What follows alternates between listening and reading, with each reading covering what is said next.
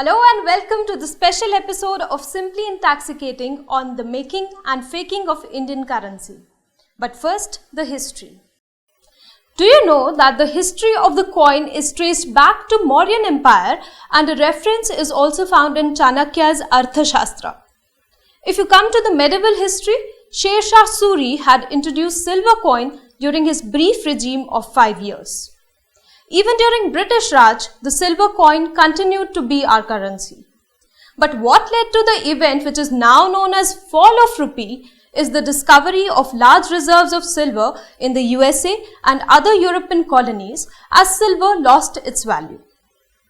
After independence in 1947, the Indian rupee replaced French Indian rupee in 1954 and Portuguese Indian escudo in 1961. These two currencies were in fashion in Puducherry and Goa respectively.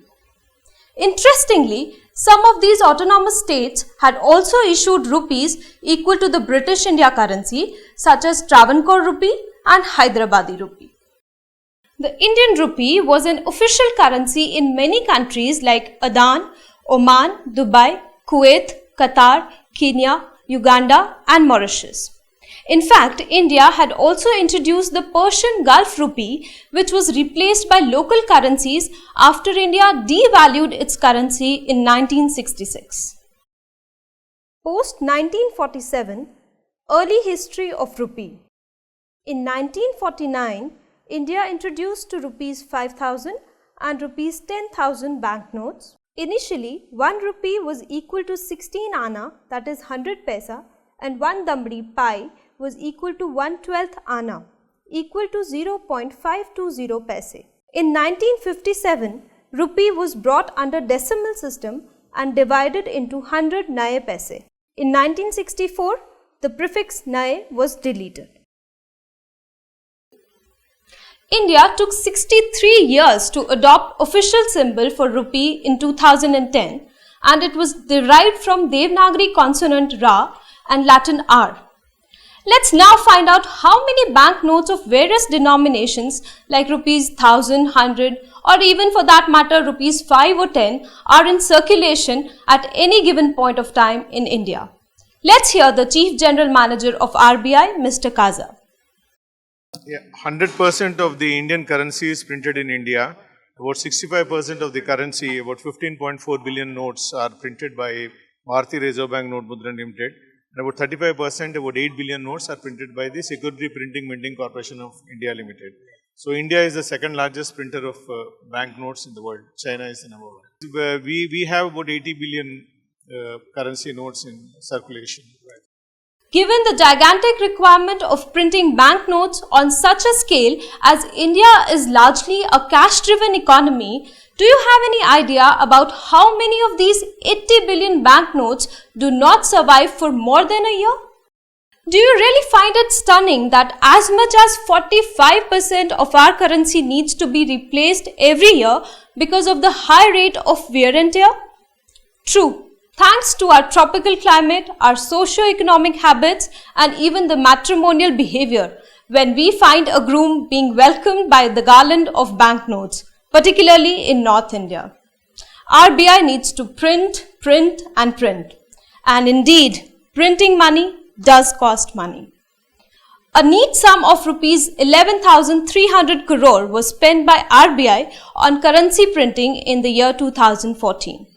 Let me now take you to our panelists who are going to answer many of your unanswered questions. Hello and welcome to Simply inTAXicating. It goes without saying that all of us love our currency, the Indian rupee. My colleague Neha has taken you down the memory lane as back as the 6th century BC and then to the history of medieval India and the British Raj and finally post 1947. For the rupee, it has really been a journey of many ups and downs. After 63 years, we finally gifted rupee a symbol of pride in 2010. Very recently, our Prime Minister Narendra Modi urged the RBI fraternity and other policymakers to explore the possibility of printing our currency on bank papers and securities manufactured in India. and his appeal to indigenize all the raw materials required for currency printing evidently quickened the reform measures, and the experts from the RBI and other public sector enterprises were recently heard talking about even export of note printing services. How feasible is such an idea? To discuss various aspects of printing of rupee and even the neighbors-sponsored problem of fake Indian currency notes, FICN, we have two distinguished experts, who are going to touch upon various aspects. Dr. Suraj Kumar, who was associated with the United Nations various forums for 15 long years in various capacities, and Mr. Sumit Dutt Majumdar, the former DG Directorate of Revenue Intelligence and also former chairman of Central Board of Excise and Customs, who would be sharing his experience with respect to the problem of the smuggling of fake Indian currency notes. But before that, let us first hear Dr. Dipali Pant Joshi, Executive Director, Reserve Bank of India, and also our Union Finance Minister, Mr. Arun Jaitley. So in sum, what we are trying to do is, there is a great challenge which our Honourable Prime Minister has placed before us, that we should have indigenization of the currency and its features. So we all have to fulfill this mandate which is given to us, and we are all working towards it. And it is a matter of great pride, for a country to have its own note, own note, and have ownership of it. So it's a matter of pride for the country, for you, for me, for all of us, and also it encourages greater security for it. That this industry is not merely symbolic of a national pride or honor. It's a part of that manufacturing activity picking up in India. After all, what do you need? You need paper to be manufactured in India. 1968, Mr. Morarji Desai, as the finance minister, launched the manufacture of paper, but that was paper for some small denominational notes. And we've continued a good 47 years with that. We've now started, last week, manufacturing paper which is required for Indian high denominational currency notes. But that's also only a fraction of our requirement. Some 6,000 tons out of the 20,000 ton requirement. Very soon the plant and the machinery at Mysore will get ready. But the requirements may also go up. Printing ink has already started being manufactured. Printing will take place in India. And there's also the need for inducting and specializing ourselves in all the security features required. You need transfer of technology for that. You need your own research for that. You need to have our own machinery for intellectual property protection strengthened as far as that area is concerned.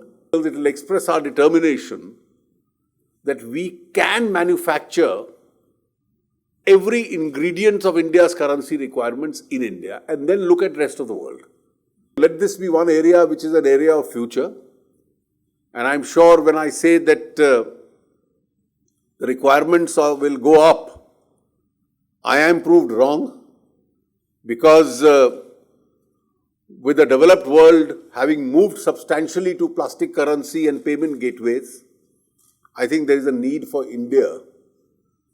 And our determination is there to gradually take steps to move in that direction. So, Mr. Kumar, you have just heard Mr. Arun Jaitley. Let me ask you two quick questions. Do we have a culture of taking pride in our own currency like the Americans do in the case of dollar? And the number two is, does the currency of a country really reflect the strength of that country's economy? I think pride is a function of being, when you have to choose between available options, that is the real test of pride. And I would say that if I apply a simple test, I put a dollar note, okay, I put a rupee note, I put a euro note, I am sure that the answer would be obvious. Pride is a function of convenience and trust. Okay, so in times of financial meltdown, if there is a run of the bank, maybe the faith in the currency would be depleted, people would go for other options, including non-currency options. So I'm not so sure whether we can automatically make the case that a country with a very strong currency, okay, means that the economy is doing well. I'll give in Cambodia, okay, 80% dollarized, okay, large part of the economy is subsistence, okay, the Cambodian local currency, the rial, is largely missing. Missing, In whether you want to take the cycle rickshaw ride or the auto ride or to buy medicine, everyone is buying in dollars. But at the same time, it's a great success story in Southeast Asia. Yeah, it is. Okay, 8.4% growth rate, fastest recovery from the crisis in Southeast Asia.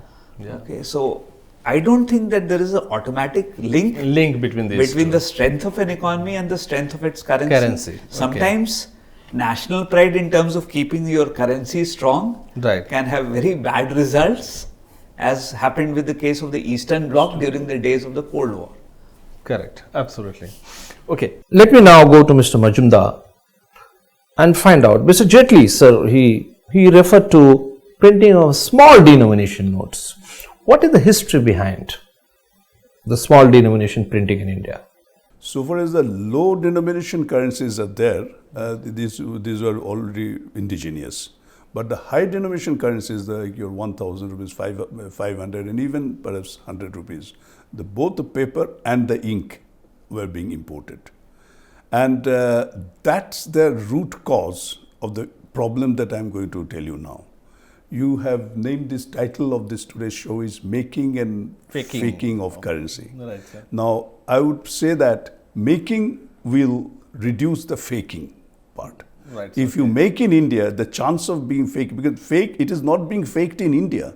Right. It is being faked in a neighboring country. There are reasons to believe. Right, sir. I know for sure that it is in one of our neighboring countries.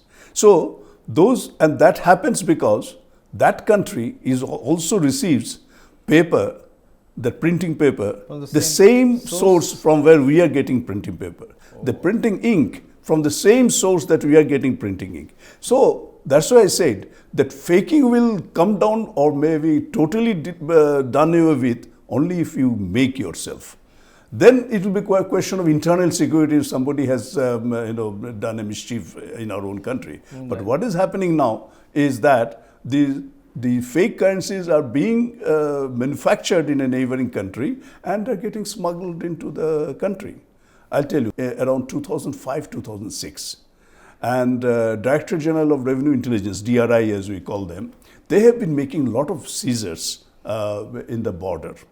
To start with, it was in our western border, in Punjab, Rajasthan, Munawar, then the trains that they would come.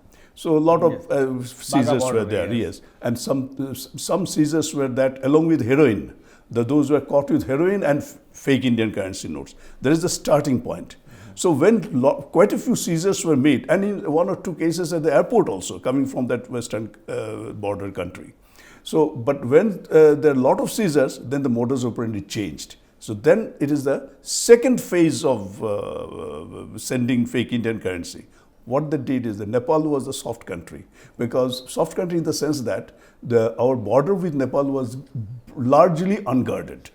Now I think about 3, 4, 5, 6 years back, you have your SSB, Sasastra Dal. Yes. So Sasastra Sima Bal. So that is only about development in last 4, 5 years. But before that was also not there. And you know that BSF is not there. BSF is only western and eastern border.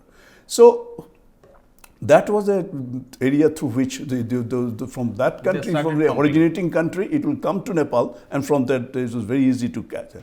And in the border, you can't ask any officer posted there whether they can distinguish between fake currency and it was freely importable at that time. Then the restriction was there. The restriction was there that if 500 and 1,000 rupees neither can be imported nor exported to Nepal. This brings to my mind, recently I saw a circular in the newspaper on Reserve Bank is proposing, or already they have implemented, I don't know, that they're allowing the 500 and 1,000 rupees to be imported and exported from Nepal freely. And Bhutan, so that I don't think will be a good thing for the country from the enforcement point of view, because if you allow this 500, and if it is fake 500 or fake 1000, you can't expect officers posted in the border to check and find whether it is fake or not. And particularly in the context, I'm talking about 2000, when I was DGRI, that was around 2007 to 9. And around 7, I tell you, 2009, I tell you, we had a study from Reserve Bank only we discussed, and we found out that I think there are some 14 security features in our currency, if I remember correctly. Out of that, 11 security features were copied. So it is impossible for those people at the border. Right. So I think I don't mind going out, allow export of Indian currency to Nepal, but import should not be allowed, because that will again give a impetus to the fake facilitate currency, that pumping of that. Pumping of FICN. And if you find there are hundreds of cases of seizures in the Nepal border, then when we became a lot of alert and lot of seizures were made in Nepal, then the third phase started. That in the meantime, the other thing started that it used to go to Dubai, and from Dubai it will come by air, and the chosen and preferred airports were Bangalore, Kozhikode, and then Mumbai. So in that order. So a lot of seizures were there also. Then Sri Lanka was also chosen, and from Sri Lanka to Chennai, but not so much. Next was Bangladesh. Again, Bangladesh, although recently now you have a border fencing, but then there are many areas you can't have border, because there are, this is a very artificial partition.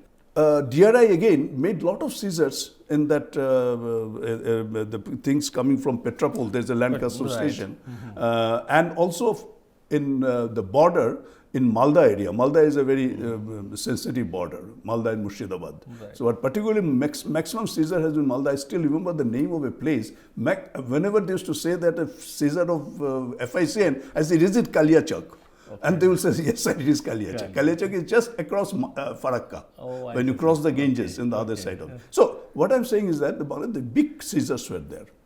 So big seizures were there, so then again it became a loss proposition for the smugglers or syndicate, whoever was doing it. So this changed the style.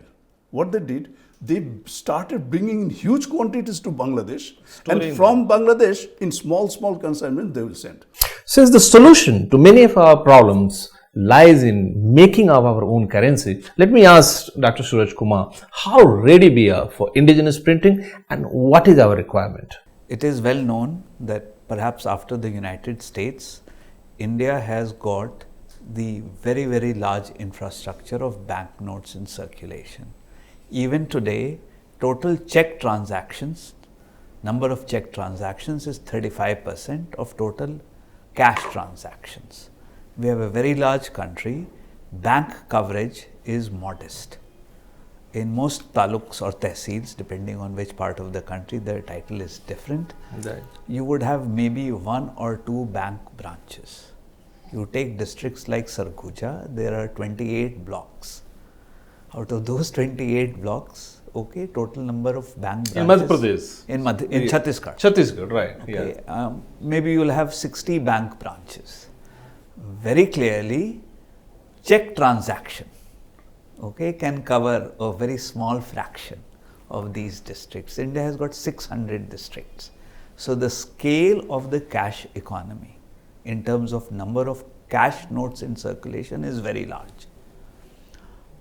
Certainly, the larger the economy, the larger the number of notes in circulation, the wider the implications of counterfeiting.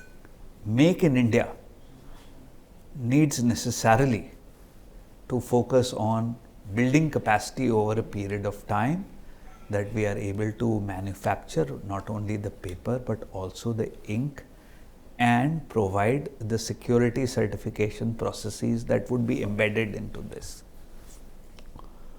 Not only that, as we are all aware, everyone is talking about, and I think even the Honorable Finance Minister has talked about this move towards cashless banking.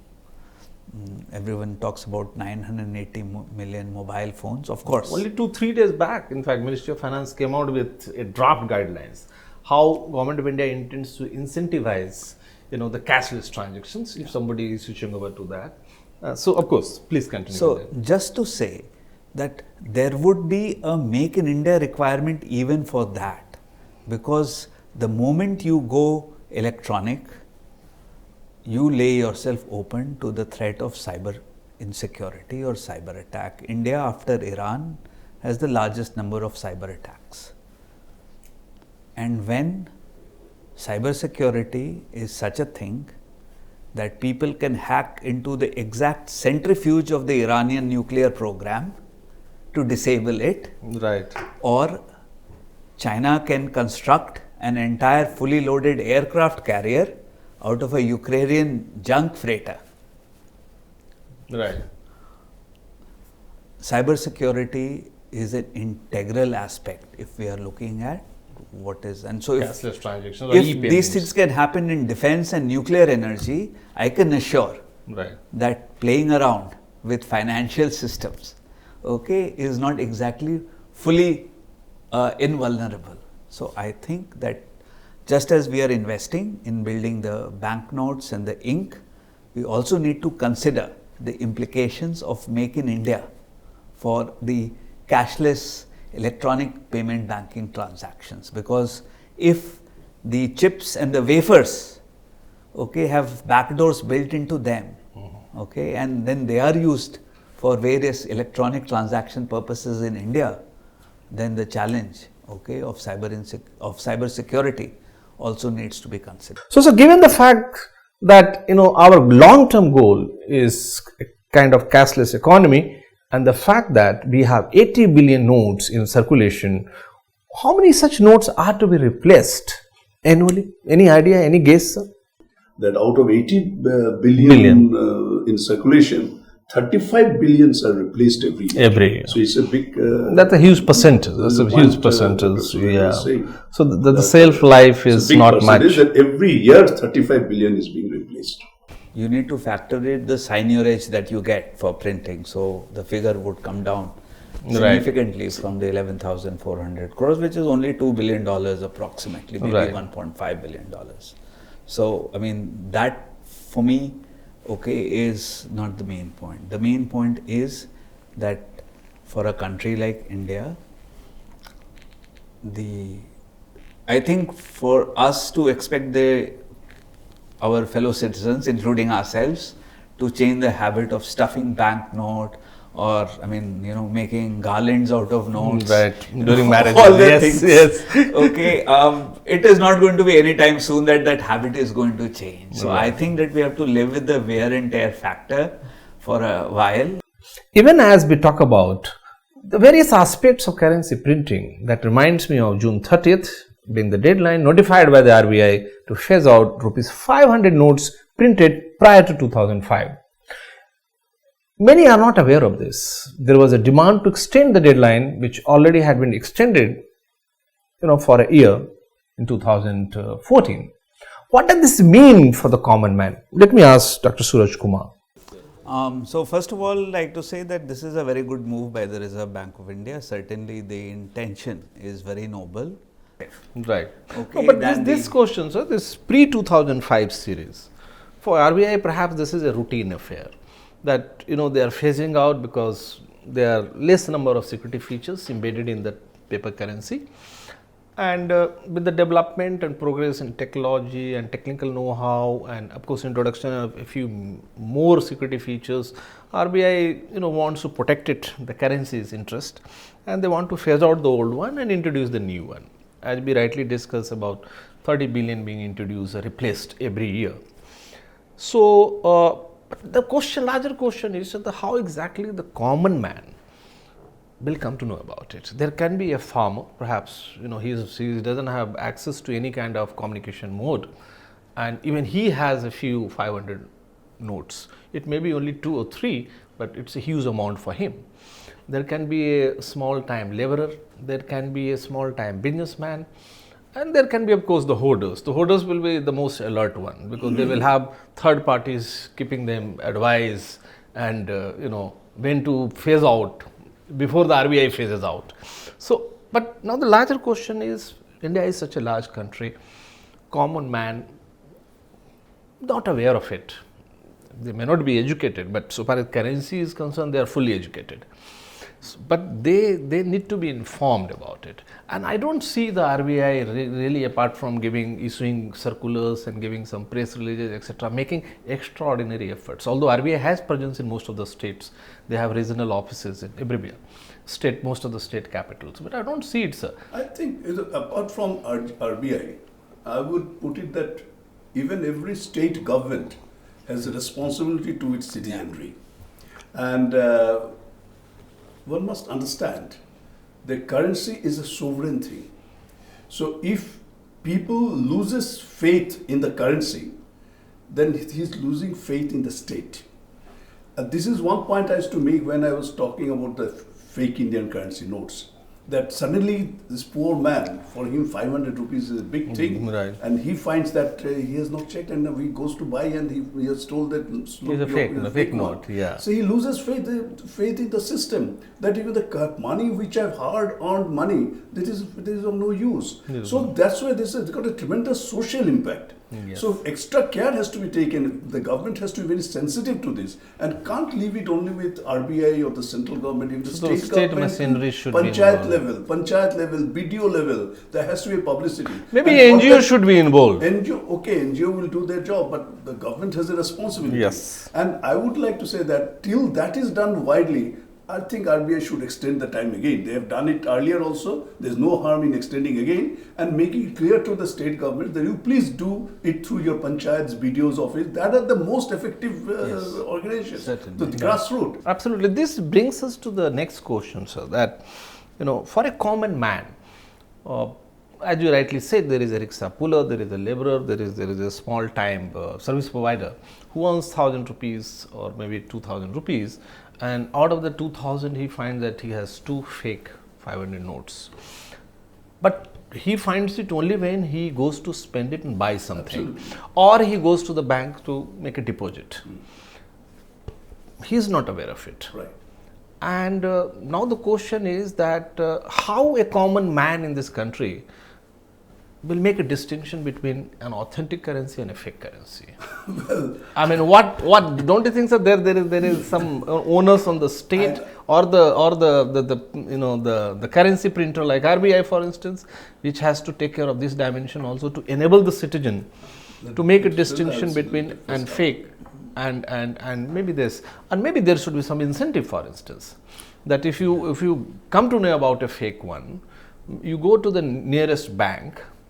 And the bank that loss should be accommodated by RBI or maybe the government of India, rather than punishing that poor man or an individual. That's what happens in practice. This is what I'm saying, that today, that if I have got 2 fake notes in my wallet and I go to the bank will immediately say, sorry, we will not exchange it and it's your loss. Rather than doing that, I lose, as you said, trust in the sovereignty factor, in the security paradigm which we have in place, that rather than doing that and punishing a small income earner, maybe the government of India, the state, maybe the RBI, they should incur this loss. They should give directive to the bankers that you incentivize and rather sensitize and encourage people to come to the bank and report if you come across any instances of fake currency, and then you can replace quickly. I mean, the banks, and maybe there can be a threshold that you cannot really go on replacing that I have got the fake notes worth, then the terrorists and the gangsters will come with this 2 crore worth of fake notes. The idea is not to incentivize them. Idea put a limit. Put a limit, that you can have, in a day you can have 2 or 3 notes. But of course, some credentials can be verified. I mean, there could be different kinds of checks can be put in place. I agree with the idea of providing an incentive. I'm not so sure whether RBI is in the business of absorbing a loss that would completely violate their charter and mandate of functioning as the central bank. But certainly, a retail transaction in a fake note is the outcome of an entire chain of transactions. Sometimes, and I'm sure Jumdar is much more qualified than we do, with terror financing. Okay, so we'll talk about that aspect. Technically, I think that we need to incentivize. Okay, and I mean, if the government can give dole by way of Narega, if the government can provide direct benefit transfer into bank accounts, right? Okay, why cannot we have a system on incentivizing? okay, the reporting of fake currency. Absolutely. Okay, I think that certainly makes a lot That of will be a sense. good preventive measure. Absolutely. Rather than only strengthening And the given preventive the setup. fact that government to people transfer through bank accounts and through the electronic media is becoming more and more important, again the expansion of the electronic modes of payment, okay, to include the poorest of the poor, I think is very useful. On this note, let me wrap up the first episode of the making and faking of the Indian currency. And in our next episode, we are going to talk about the currency empowerment of the common man and also about the printing of various security documents, such as passport, visa stickers, hologram, excise sales, for instance, Kisan Bikash Patra and various other kinds of certificates which have to be printed only on security documents. So where we do have, whether India has that kind of capacity, whether we are able to, or we have the capacity to meet the future demands in 2020, 2022, 2015. So we will look at all those aspects with the distinguished panelist, and we'll get back to you with more insightful analysis. Thanking for watching TIOL.